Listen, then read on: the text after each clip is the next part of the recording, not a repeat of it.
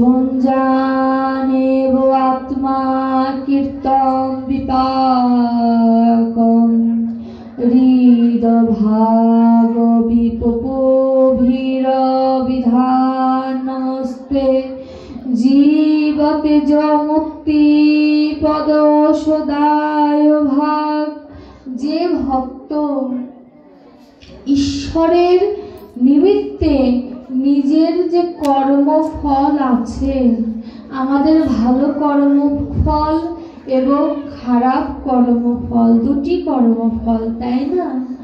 যে ভক্ত ভালো এবং মন্দ দুটি কর্মফল, সুখ এবং দুঃখ, সকল কিছু যে গোবিন্দের চরণে যে ভক্ত সমর্পণ করতে পারে, ভাগবত বললেন সেই ভক্ত মোক্ষ লাভের যোগ্য। দেখুন, গীতা তো সাক্ষী দিচ্ছে, ভাগবতেও আবার বলছে যে কেউ যদি তার কর্ম এবং সুখ দুঃখ এই তিনটি বিষয়বস্তু যদি গোবিন্দের চরণে সমর্পণ করতে পারে, সে মোক্ষ লাভের যোগ্য। কিন্তু ভক্ত বলছে, ভগবান আমি মোক্ষ লাভ চাই না, আমি তোমার সখা হয়ে, আমি তোমার বান্ধব হয়ে যতবার তুমি এই ধরাধামে আসবে, আমার মতো অধমের কথা তার সাজে না। কিন্তু যারা তার পার্শ্ব, তারা এই প্রার্থনা করে যে যতবার তুমি ধরাধামে আসবে প্রভু একা এসো না, আমি মুখের বিনিময়ে তোমার কাছে যাই যে তুমি যতবার আসবে আমি যেন তোমার সঙ্গ লাভ করতে পারি। দেখুন কত বড় মনোবাসনা। ভক্ত কোনোদিন ওই রাজ্য সুখ চায় না, ভক্ত কোনোদিন স্বর্গ চায় না। ভক্ত সর্বদা গোবিন্দের চরণ ছাড়া আর কিছু বোঝে না। এর জন্যই তো ভগবান ভক্তকে সবার উপরে রেখেছেন। যোগে যোগ ভুলে যায়, জ্ঞানীর জ্ঞান টলে যায়। কেন? এই মোহন রূপ দর্শন করার জন্য। কিন্তু ভক্ত বলছে তুমি আমার সামনে যতই বাঁশি নিয়ে দাঁড়াও, যতই অঙ্গি ভঙ্গি করো, ভক্ত বলছে তোমায় বাঁধন করাটাই আমার কাজ। জ্ঞানী বলতে পারে না যে তোমায় আমি বাঁধবো, যোগী বলতে পারে না যোগ সাধনে বাঁধবো, কিন্তু ভক্ত দৃঢ় বিশ্বাস নিয়ে বলে তোমায় আমি বাঁধবো। এর জন্যই তো ভগবান ভক্তের কাছে সারা জীবন বেঁধেই আছে। আর কারোর কাছে ভগবান বাধা পড়ুক আর না পড়ুক, ভগবান বলেছে ভক্ত যদি আমাকে উঠতে বলে আমি উঠবো, বসতে বললে বসবো। কারণ ভক্ত আমার কাছে সর্বপ্রধান, ভক্তই আমার কাছে সকল কিছু। আমি ভক্তের কাছে কিছু চাই না, ভক্তের কাছে একটি জিনিসই চাই যে তুমি তোমার মনটা আমায় দাও, আমার মনটা তুমি নাও। কেন জানো? আমার মনটা তুমি নিয়ে কি করবে? তোমার ভেতরের যে আত্মা আছে, সেই আত্মার সাথে যদি আমার যোগ হয়ে যায়, রাধা গোবিন্দের যেমন বৃন্দাবনে মিলন হয়েছে, সেই মিলনটা তোমার হৃদয় বৃন্দাবনে আমি করব। এটাই গোবিন্দের আশা। আমরা কতটা আশা করি, তার থেকে গোবিন্দ আশা করে যে কবে আমি ভক্তের হৃদয় মাঝে রাসলীলা সাধন করব।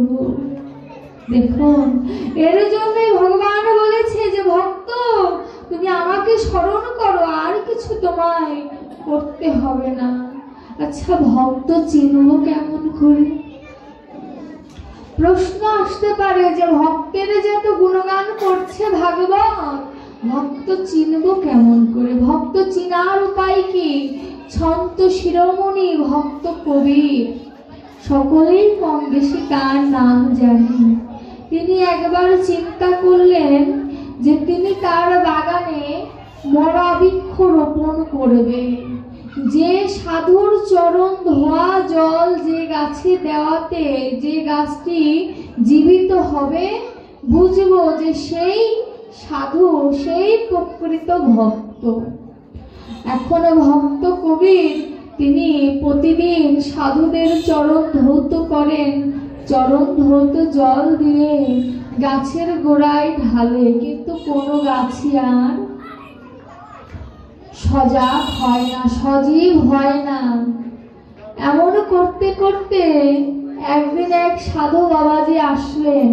সাধু বাবাজি আসার পরে তিনি তাকে ঠিক আগের মতো করে যখনই চরণ ধুইয়েছে, ধোয়া জল যখনই গাছে দিয়েছে, গাছ তৎক্ষণাৎ সজীব হয়ে গেছে।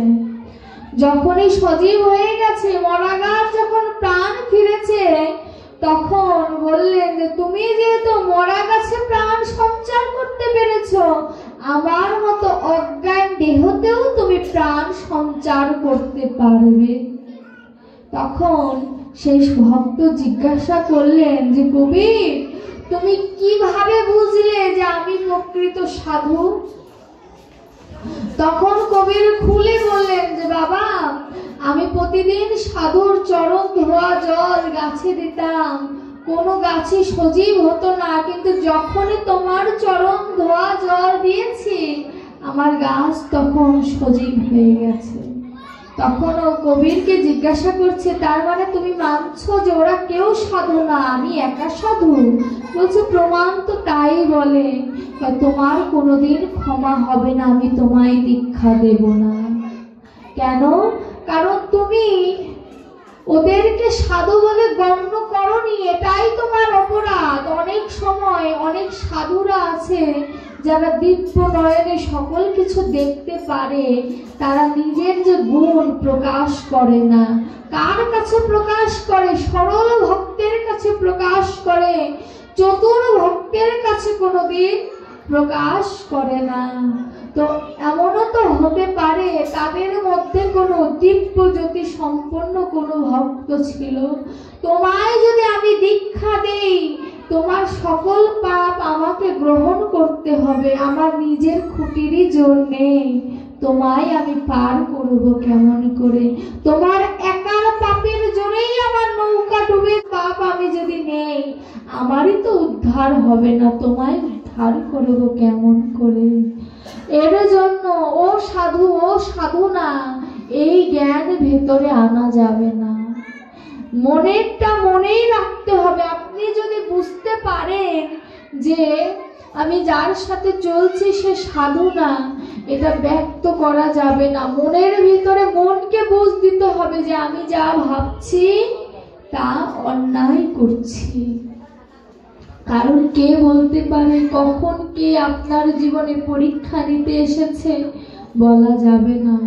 কারণ ইহজগতে দেখবেন, একজন মায়ের যদি দুটি সন্তান থাকে, একজন যদি অকর্ম হয় আর একজন যদি শিক্ষিত হয়, অকর্মের দিকে, যে অকর্ম তার দিকে মায়ের চিন্তাটা বেশি থাকে। তদ্রূপ যে ভগবানের ভক্ত, তার দিকে ভগবানের যতটুকু চিন্তা, তার চেয়ে বেশি চিন্তা যে অভক্ত, যে কৃষ্ণ নাম করে না। কারণ তাকে উদ্ধার করাটাই ভগবানের চিন্তা থাকে। দেখবেন রাবণকে ভগবান নিজে এসে হত্যা করেছে, কেন? আর কাউকে দিয়ে হত্যা করতে পারত না। কারণ রাম জানে যে আমি যদি হত্যা করি তবেই আমার রাবণের উদ্ধার হবে, আমি যদি হত্যা করি তবেই বংশের উদ্ধার হবে, আমি যদি হত্যা করি তবেই শিশুপালের উদ্ধার হবে।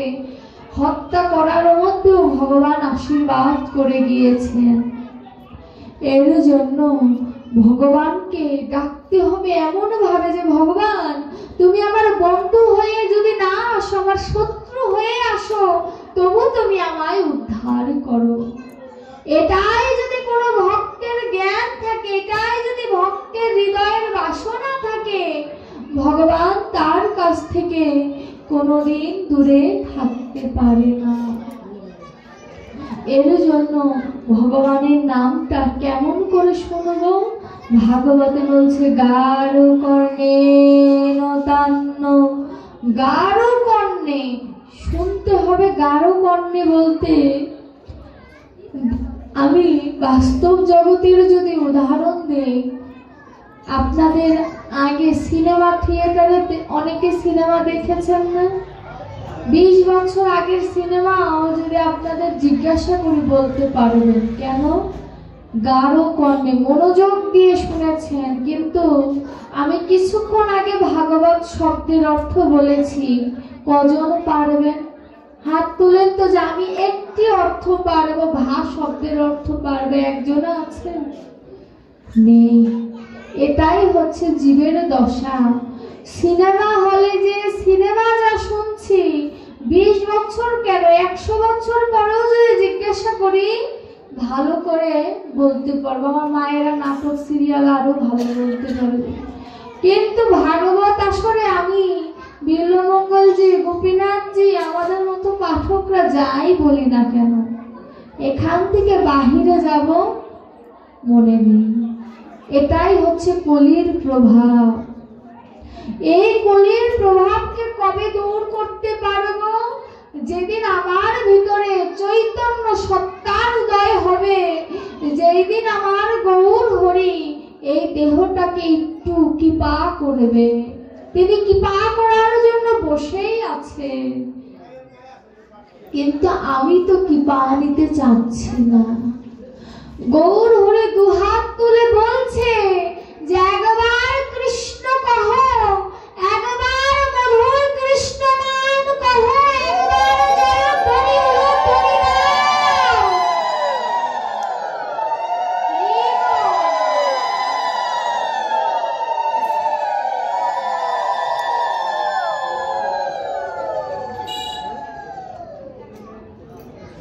কিন্তু এই জাগতিক জগতের জীব মোহ মায়ার তাড়নায় পড়ে কৃষ্ণ নামের যে কৃপা তা দিতে চাইছি না।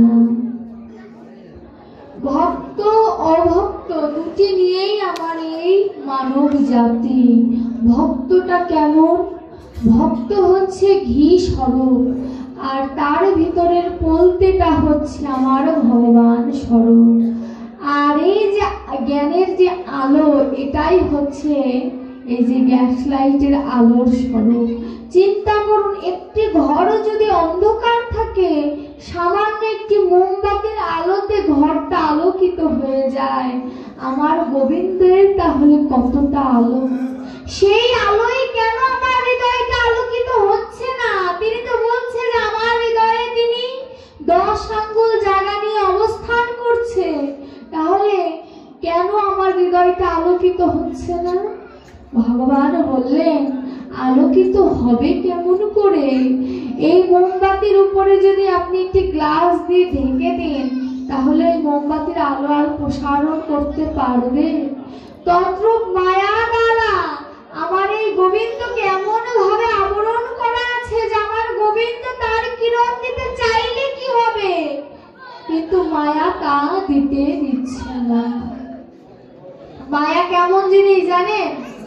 বললে তো কষ্ট পাবেন। ওই পিছনের মায়েদের ভিতরে মায়া কাজ করছে, গল্প করছে, এটাকে বলে মায়া। ওই বাইরে ছেলে মেয়েরা দৌড়াদৌড়ি করছে, ওটাকে বলে মায়া। আরো যদি বলি যারা চেয়ারে বসে আছে, পায়ে ব্যথা, এটাও একটা মায়া। এমন অনেক মায়া আছে। ওই যারা মন্দিরে বসেও চেয়ারে বসে আছে, এটাও একটা মায়া। আমার কষ্ট হয় না 2 ঘন্টা বসে আছি? আমি যদি বলি আমার কোনো মায়া নেই, আমাকে টাকা দিয়ে এনেছে তাই আমার মায়া নেই। উদাহরণস্বরূপ দিচ্ছি, আমি তো আপনাদের মেয়ে, কিন্তু এই যে বসে আছি, যাকে এতক্ষণ পরে এখানে বসেছে ভালো লেগেছে, এখনই নামটা ধরতাম। মেয়ে তো বাবাদের কোনো ছাড় নাই। এর জন্য এই যে মায়া, এই মায়াগুলোকে ত্যাগ করে নিচে বসতে হবে। দেখবেন বৃন্দাবনের 100-150 বছর বয়সের বাবাজিরা কি সুন্দর নিচে বসে অনন্য চিত্তে 16 মালা জপ করছে। ওদের কি পা নেই? পা কি ফেলে দিয়েছে? অভ্যাস। ম্যান ইজ ক্রেচার অফ সার্কামস্ট্যান্সেস, ইংরেজির একটি প্রবাদ বাক্য, মানুষ অভ্যাসের দাস। মানুষ যা অভ্যাস করবে সেই অভ্যাসে তার দেহটা পরিণত হয়ে যাবে। আপনি 2 ঘন্টা যদি প্রতিদিন বসে থেকে কৃষ্ণ নাম করেন, আপনি মরার আগ মুহূর্ত পর্যন্ত যদি প্যারালাইসিস না হয়ে যান, আপনি বসে ভজন করতে পারবেন। এটাই হচ্ছে কৃষ্ণ নামের মহিমা। কৃষ্ণ নামের এতটা গুণ যে কেউ যদি একবার কৃষ্ণকে ভালোবেসে কৃষ্ণ বলে ডাকে, সে মুখে বললে বুকে বসে, এতটা তার মায়া। এটাও মায়া, কিন্তু এটা হচ্ছে যোগ মায়া। ভগবানের সাথে আমার যোগ করা, সেটা হচ্ছে যোগ মায়া। আর পায়ে ব্যথার জন্য চেয়ারে বসেছি, এটা হচ্ছে মহামায়া। তারপরেও নিচে বসবে না, এটা তো আরো বেশি মায়া। এটা কলির প্রভাব। আমি যে 2 দিন আছি, লজ্জা তো ঠিকই দেব মহা। আর যাদের পায়ে ব্যথা নেই, অকারণে বসে আছে, ওটার যে কি মায়া, এটা পরে সজল আঙ্কেল বলে দিবে আমার মামাকে। এটাই হচ্ছে ভজন। ভজন করতে গেলে এই যে আমি বললাম না যে ঘিটা হচ্ছে ভক্ত, ঘিয়ের ভেতরে যে সলতে দেওয়া হয় বা পলতে দেওয়া হয়, এটা হচ্ছে পরমাত্মা। এটার মধ্যে যদি একবার জ্ঞানের আলো জ্বালিয়ে দেওয়া যায়, এই ঘি তো নিভে যাবে একদিন, ঘিটা ফুরিয়ে গেলে। কিন্তু ভক্তের ভিতরে যদি পরমাত্মার জ্ঞান যদি একবার জাগ্রত করে দেওয়া যায়, এই পরমাত্মার দ্বারা ঘি কোনোদিন শেষ হবে না। আর অভক্তটা কেমন? অভক্তটা হচ্ছে শুষ্ক কুড়ালের মতো। দেখবেন কুড়াল দিয়ে গাছ কাটা সম্ভব, কুড়াল দিয়ে কি ভালো কাজ করা যায়? অভক্ত ঠিক তদ্রূপ, এদের দিয়ে ভালো কাজ হবে না। এরা ভক্তের পিছনে লেগে থাকার জন্যই হয়তো গোবিন্দ এদের পাঠিয়েছে, যাতে শুদ্ধ ভক্ত যেন সে পায়। কারণ খারাপ না থাকলে ভালো কি জিনিস বুঝতাম না, অন্ধকার না থাকলে আলো কি জিনিস বুঝতাম না। এর জন্য ভালো মন্দ খারাপ সকল কিছুর প্রয়োজন আছে, কিন্তু আমার বলার কোনো অধিকার নেই যে তোমার এই কর্মটা ঠিক না। গোবিন্দ বিচারক হিসেবে বসে আছে, সে তোমার বিচার করবে। আমার কোনো অধিকার নেই, ভালো মন্দের বিচার আমি নিজে করব। এর জন্য কোনো সময় অহংকারের বশীভূত হতে নেই। একবার সত্যভামা দেবী বললেন যে তিনি সর্বাপেক্ষা সুন্দরী। আর ভগবানের হাতে কি থাকে? চক্র। সেই চক্র বললেন যে আমি সব থেকে দ্রুত গতিতে বিশ্ব ব্রহ্মাণ্ড ঘুরে আসতে পারি। ভগবান সব সহ্য করতে পারে, ভক্তের অহংকার কোনোদিন সহ্য করতে পারে না। তিনি চিন্তা করলেন যে তার সব থেকে যে যারা কাছের, তাদের ভিতরে এই অহংকার এসেছে, এই অহংকার তাদের ভাঙতে হবে।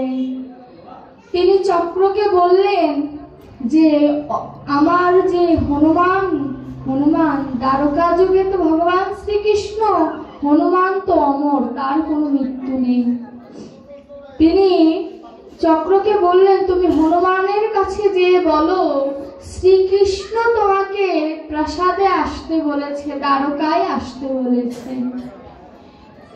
যখন চক্র হনুমানের কাছে যেয়ে বলছে যে শ্রীকৃষ্ণ তোমায় দ্বারকায় যেতে বলেছে, তুমি চলো, হনুমানও বলছে রাম ছাড়া কারোর কথা আমি মানি না, রামই একমাত্র ভগবান, সবাই তার দাস। দেখুন এ কথা যখন বলেছে, এখন চক্র তো আর ভালো মন্দ বোঝে না, প্রভু নির্দেশ দিয়েছে, সুতরাং নিয়ে যেতেই হবে। হনুমানকে উঠানোর চেষ্টা করেছে, কিন্তু উঠাতে পারেনি। পারবে কেমন করে? ভজন যদি ভিতরে না থাকে, ভক্তকে ওঠানো এত সহজ? ভক্তের দেহটা ভক্তি দিয়ে গড়া, আমার দেহটা যেমন রক্ত মাংস দিয়ে গড়া, শাস্ত্রকারও বললেন যে ভক্তের দেহটা ভক্তি দিয়ে গড়া, তাকে উঠাতে গেলে ভক্তির প্রয়োজন হয়, কিন্তু চক্রের মধ্যে তো সেই ভক্তি নাই, অহংকারের সৃষ্টি হয়েছে, চক্র উঠাতে পারছে না। তিনি বাধ্য হয়ে শ্রীকৃষ্ণের কাছে ফেরত আসলেন। আসার পরে বলছেন, হনুমান বলছে যে আপনি তার ভগবানের দাস, সে আসবে না, সে রাম ছাড়া কারুর কথা শোনে না, সে আসবে না। তখন ভগবান শ্রীকৃষ্ণ বলল, তুমি যাও, তুমি যে বলো শ্রীরাম তাকে ডেকে পাঠিয়েছে। যখনই হনুমানের কাছে যে বলেছে যে শ্রীরাম তাকে ডেকে পাঠিয়েছে, তৎক্ষণাৎ হনুমান রওনা দিয়েছেন। রওনা দিয়ে চক্রের আগে তিনি রাজমহলে এসে পৌঁছিয়েছে। যখন পৌঁছিয়েছে, ভগবান শ্রীকৃষ্ণের পাশে দেখলেন সত্যভামা দেবী দাঁড়িয়ে আছে। ভগবানকে শ্রীকৃষ্ণের ভেতর থেকে যেন উজ্জ্বল শ্রীরামের রূপ বের হয়ে আসলো। হনুমান বুঝতে পারলেন যে শ্রীকৃষ্ণ আর শ্রীরাম একই। কিন্তু জিজ্ঞেস করছে, প্রভু তোমার পাশে এই দাসীটাকে। দেখুন, সত্যভামার অহংকার হয়েছিল যে সে সর্বাপেক্ষা সুন্দরী, কিন্তু যখন হনুমান বলল তোমার পাশে এই দাসীটা কে, তখন সত্যভামার অহংকারটা ভেঙে গেল। এটাই ছিল ভগবানের লীলা। যখন এমন কথা বলল, সত্যভামা মনে মনে ব্যথা পেল যে প্রভুর সামনে আমাকে দাসী বলল, প্রভু কিছু বলল না। শ্রীকৃষ্ণ তো অন্তর্যামী, ভগবান বলছে সত্যভামা তুমি মনে ব্যথা পেয়েছো, এই ব্যথাটা আমি কেন দিয়েছি জানো? তুমি সুন্দর, কথা মিথ্যা নয়, আমি বলবো তুমি সুন্দর। তুমি কেন বললে তুমি সুন্দর? এটা ভগবান বলবে তুমি ভক্ত, তুমি কেন নিজেকে বলবে যে তুমি ভক্ত? এটাই ভক্তের নিয়ম। ভক্ত কখনো নিজেকে ভক্ত বলে দাবি করে না। ভক্ত সর্বদা নিজেকে অধম, পামর এগুলো বলে দাবি করে। তখন যখন সত্যভামা কেঁদে উঠল, রুক্মিণী দেবী যখন শ্রীকৃষ্ণের পাশে এসে দাঁড়ালো, তখন হনুমান যুগল দর্শন করে, শ্রীরাম আর সীতা দেবীকে যুগল দর্শন করে হনুমানজি চলে গেলেন। হনুমানজি যখন চলে গেলেন, তখন আমার চক্র ফেরত এসে জিজ্ঞাসা করেছে, বলছে যে হনুমান আসছে প্রভু, আপনি কিছুক্ষণ অপেক্ষা করুন। সত্যভামার অহংকারটা ভেঙে গেছে, এবার চক্রের অহংকারটা ভাঙবে। যে বলছে, তখন শ্রীকৃষ্ণ এসে বলছে যে তুমি আসার অনেক আগে হনুমান এসেছিল, আমাদের সাথে কুশল বিনিময় করে চলে গেল। তখন চক্রের অহংকার ভেঙে গেল। চক্র বুঝতে পারলো যে চক্রের গতি যতটুকু, তার যে ভক্তির গুণ এতটা তীব্র যে বিশ্ব ব্রহ্মাণ্ড ঘুরে আসতে চক্রের যতটুকু সময় না লাগে, আমার ভক্ত গোবিন্দের সাথে মিলন করতে তার চেয়ে কম সময় লাগে। জয় জয় রাধা গোবিন্দ প্রেমানন্দে গৌর হরি বল।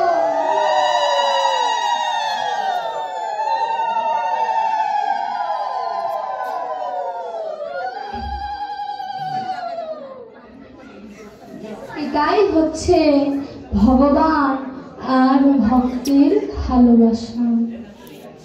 ভক্ত আর ভগবানের ভালোবাসাটা এমন যে একে অপরের সাথে সংযুক্ত করা। দেখবেন বট গাছকে বেড়ে ওঠে স্বর্ণলতা, তাই না? বট গাছকে যখন বেড়ে ওঠে, বট গাছ কি স্বর্ণলতাকে বলে যে আমাকে ধরে ধরে ওঠো না? কারণ বট গাছ আর স্বর্ণলতার সম্পর্কটা এমন। তদ্রূপ ভক্ত ভগবানের সম্পর্কটা এমন যে একটি ফুলের মালা যখন গাঁথা হয়, তখন একজন মালির প্রয়োজন যে পুষ্প চয়ন করে আনবে। আবার একজন দোকানের প্রয়োজন, যেখান থেকে সে সুতো আনবে, সুই আনবে। আমার এই ভক্তির রাজ্যটাও তেমন। কেমন? মালি হচ্ছে আমি স্বয়ং নিজে। আমি যে বাগান থেকে পুষ্প অর্থাৎ ফুল চয়ন করব, তুলব, সেটা হচ্ছে আমার 5টি কর্মেন্দ্রিয়, 5টি জ্ঞানেন্দ্রিয়, 6টি রিপু, 16টি ফুল দিয়ে আমার গোবিন্দের জন্য মালা গাঁথব। এই যে আমার বাগান, এই বাগানে আমি স্বরূপ মালি হয়ে বাগান থেকে ফুলগুলো তুলে আনলাম। আনার পরে এখন আমার দোকানের কাছে যে সুতা আর সুই কেনার প্রয়োজন, দোকানই হচ্ছে আমার গুরুদেব, তার কাছ থেকে সুতা আনতে হবে। সুতা কি? সুতাটা হচ্ছে ভক্তি প্রেমের দড়ি। এই যে পুষ্প, এই ফুলগুলো যে আমি বাঁধবো, মালার আকার দেব, তার জন্য ভক্তি নামের দড়ির প্রয়োজন। ভক্তি নামের দড়ির সাথে সুইয়ের প্রয়োজন। কেন? ফুলগুলোকে ভেতরে ঢোকাতে হবে। ওই যে ফুলগুলোর ভিতরে আমি সুই যখন ঢোকাচ্ছি, কিঞ্চিত পরিমাণ ফাঁকা হয়ে যাচ্ছে না? আমার ওই ফুলের ভেতরে যে মায়া আছে, সেই মায়াগুলোকে ভক্তি নামের সুচ দিয়ে আঘাত করে, সেই মায়াগুলোকে দূরীভূত করে যখন এই মালি স্বরূপ আমি যখন মালাটাকে গাঁথব, গাঁথার পরে যখন গিট মারব, কোন গিট?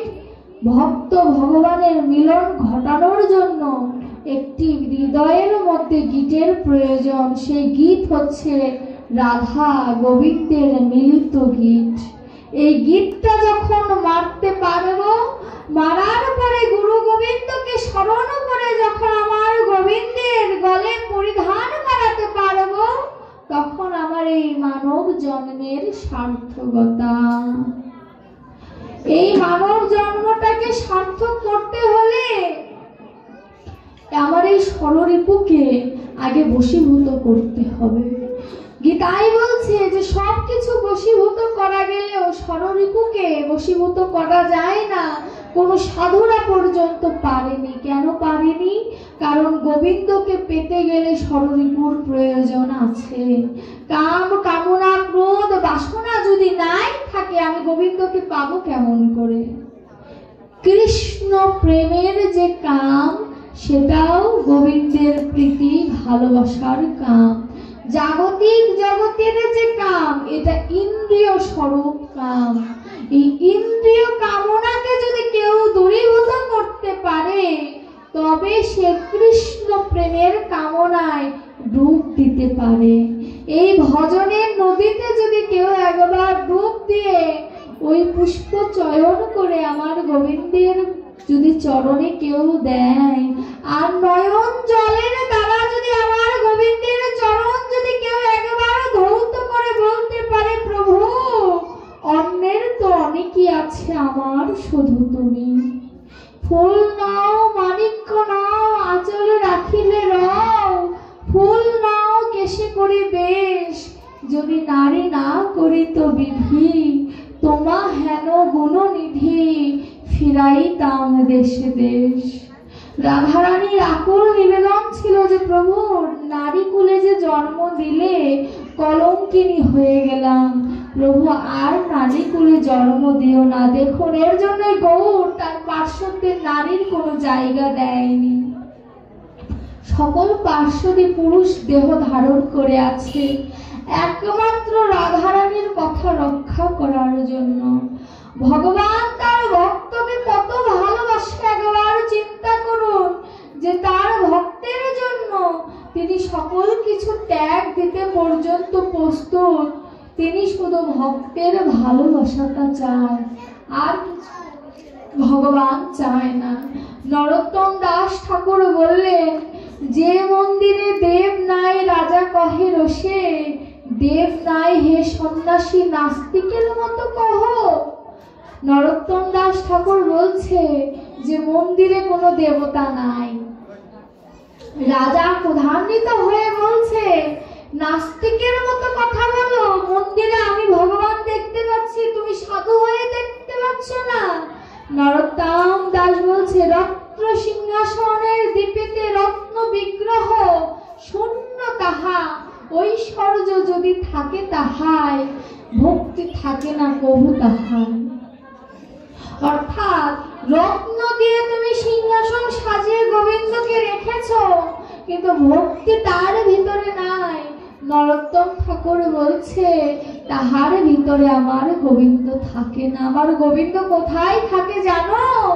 যেখানে ভক্তের চরণ ধুলি পড়ে। ওরে ওরে অধম, তুই সেই চরণ ধুলি নিস না, কিন্তু আমার প্রাণ গোবিন্দ ভক্তের চরণ ধুলি হৃদয়ের মাঝে ধারণ করে বলে, আয় ভক্ত আমার বুকে আয়, তুই ছাড়া আমার কেউ নেই।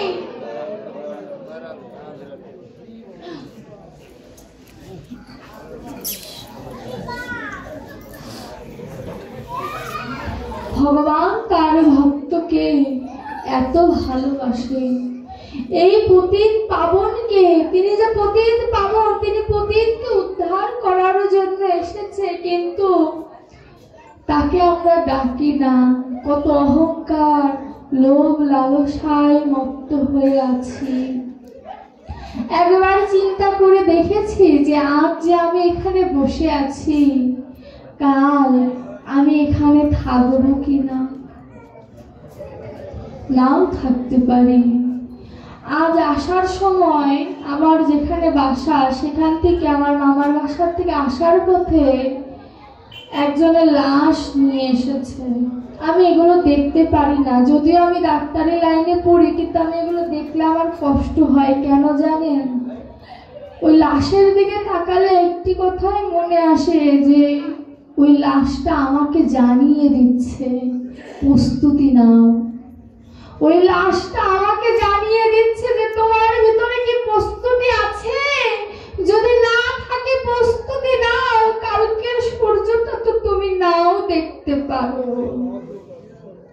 কালকের সূর্যটা নাও দেখতে পারো, কারণ আজ আমি ঢাকা থেকে যেমন ভাবে এসেছি বাবা, প্রাণটা হাতে নিয়ে এসেছি।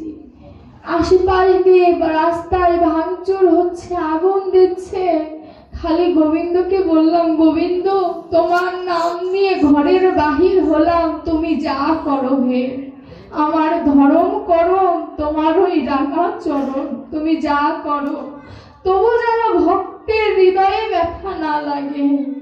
আমি জানি না অন্য পাঠক হলে কি করতো, কিন্তু আমি একটি কথাই ভেবেছি যে আমি না থাকি আমার মৃত দেহটা অন্তত বাবারি করে যদি যায়, তারা আমার সংস্কার করবে। এই আশা আমার হৃদয়ের ভিতরে ছিল, অন্তত তারা আমাকে হরিনাম দিয়ে অন্তত সৎকার করবে, তবু যেন ভক্তের হৃদয়ে যেন ব্যথা না লাগে।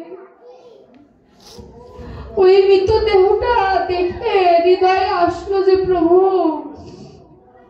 তোমার প্রস্তুতি তো নেওয়া হলো না। ভজন করবো বলে এই পৃথিবীতে এসেছিলাম, কিন্তু তোমায় যে ডাকবো, ডাকার মতো বদন তুমি ঠিকই দিয়েছিলে, কিন্তু ভক্তিটা যে আমার সঞ্চয় করা হলো না।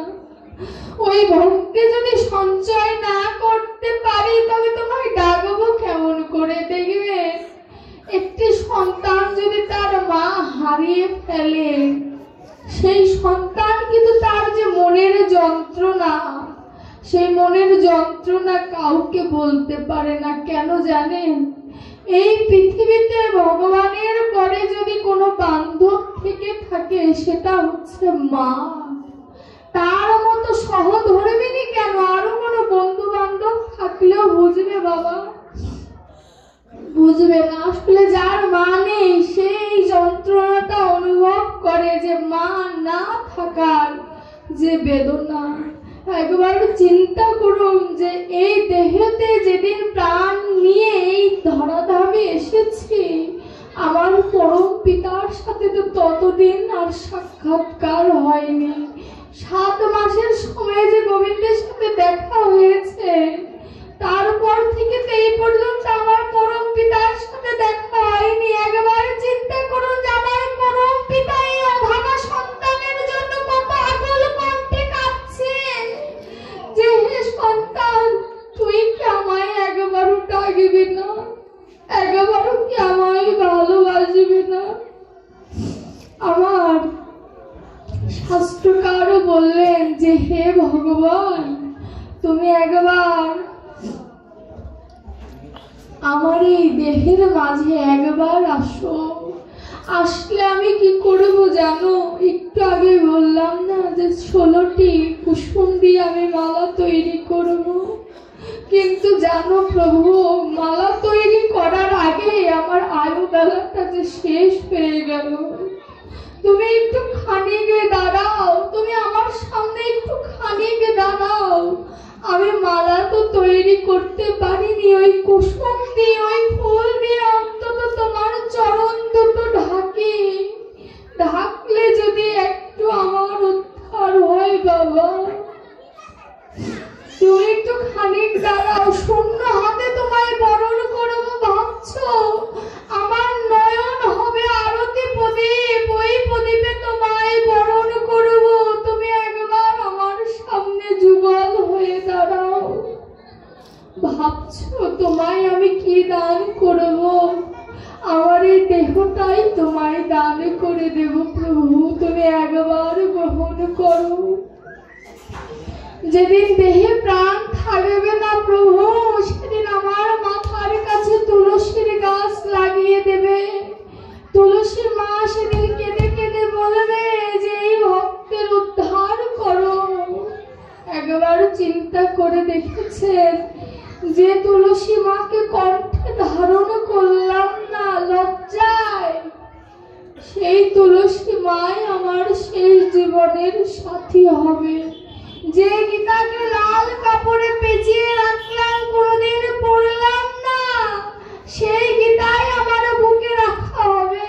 যে কৃষ্ণ নাম বদনে নিলাম না, কোনোদিন কানে শুনলাম না, সেই কৃষ্ণ নামে মৃত্যুর পরে আমার কানে দেওয়া হবে। আমার দেহটা তখন হয়তো পবিত্র হয়ে যাবে, কিন্তু আত্মা যে পাপগুলো করেছে সেগুলো উদ্ধার হবে কেমন করে? ওরে জীব, ভেবেছি কি মনে, কি করে গেলে এই ভুবনে? একবারও ভাবা হলো না।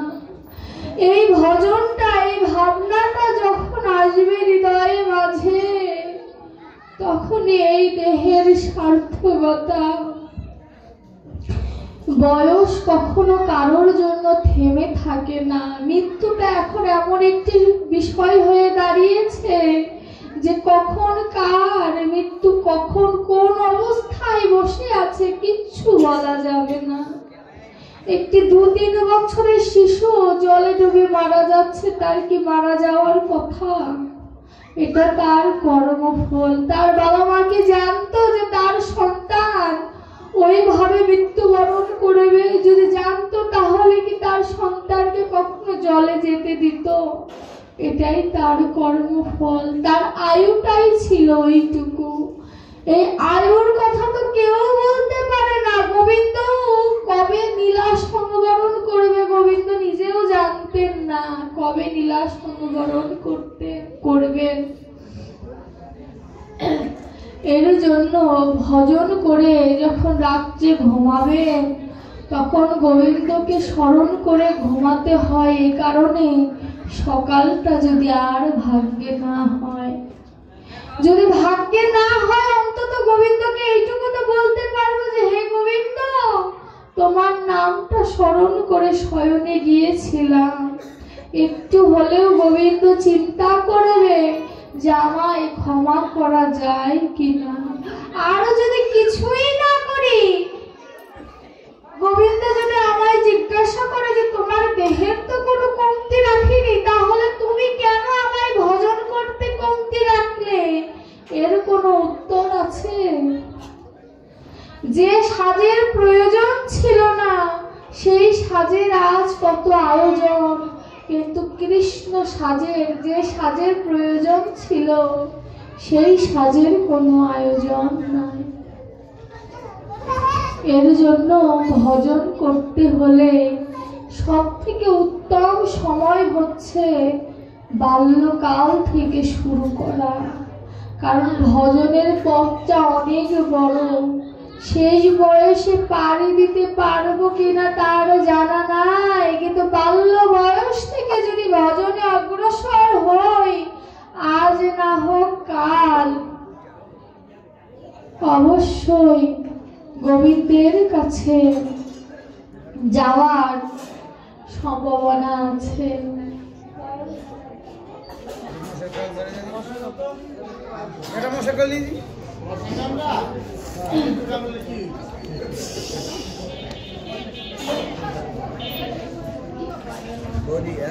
একুলো ওকুলো দুকুলো গোকুলো আপন বলিয়া বাই, শীতল বলিয়া শরণ লইন ও দুটি কমল পাই। একুল ওকুল অর্থাৎ এই জাগতিক কুল আর বাহ্যিক কুল, একুল ওকুল দুকুলে আমি হারালাম।